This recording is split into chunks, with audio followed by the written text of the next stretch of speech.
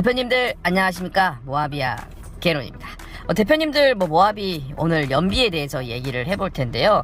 모하비 연비 이야기 안 할 수가 없죠. 모하비 연비는 그렇게 좋지만은 않습니다. 하지만 08년식부터 지금 판매되고 있는 24년식 모하비까지 어떠한 이유로 이런 연비가 만들어졌고 또 어떤 이유로 연비가 줄어들게 되었는지 좀 알아보는 시간을 갖도록 하겠습니다.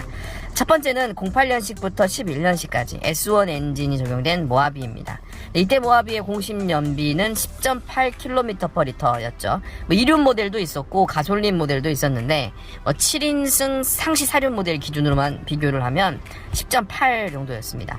S1 엔진 같은 경우는 엔진 자체가 구형이었고 주변에 있는 인테이크 같은 것들도 쇠 철제로 되어 있었기 때문에 아무래도 중량이 조금 많이 나갈 수밖에 없었죠. 또 미션이 ZF 6단 미션이어가지고 부품이라든가 엔진 오일 같은 것도 그리고 미션 오일 같은 것도 좀 더 비싼 편이었기 때문에 그리고 인젝터 같은 경우도 또 구형 방식이어서 아무래도 연비가 좀 좋지 않았습니다. 이때 공차 중량은 2160kg 정도였습니다.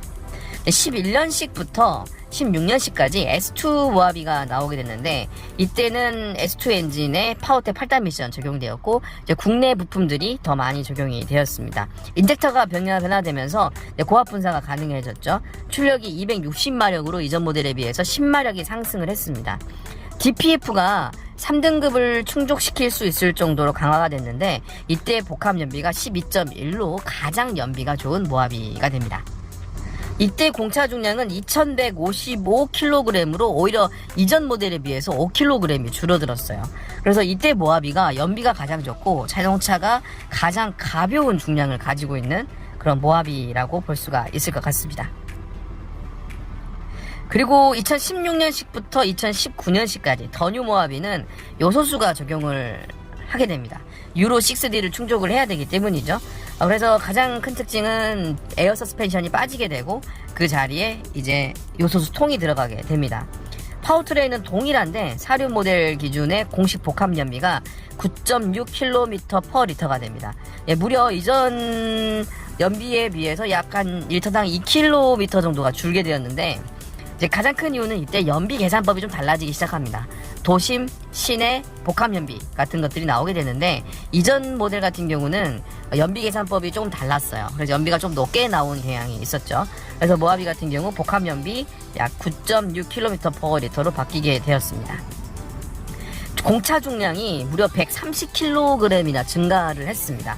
그 이유는 편의 및 전자장비가 추가가 되었고 여러가지 중량 상승이 일어날 수밖에 없는 그런 파츠들이 추가가 되기 시작했죠. 휠 같은 경우는 이전 모델과 동일하게 18인치를 사용을 했는데 연비가 다소 떨어지는 모습을 보였습니다. 그리고 나서 19년식부터는 더마스터가 나오게 됐습니다. 세 번째 페이스리프트죠.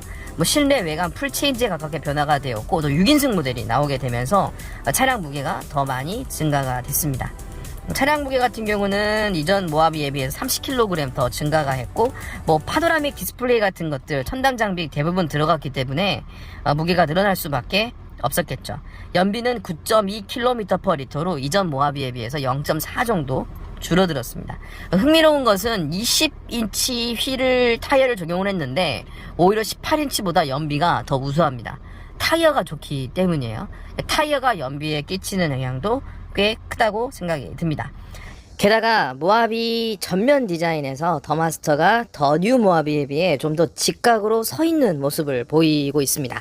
그래서 공기 저항이 조금 더 좋지 않을 수 있다라는 생각도 드는데요. 대표님들의 생각은 어떠신가요? 지금까지 모하비아 개론이었습니다.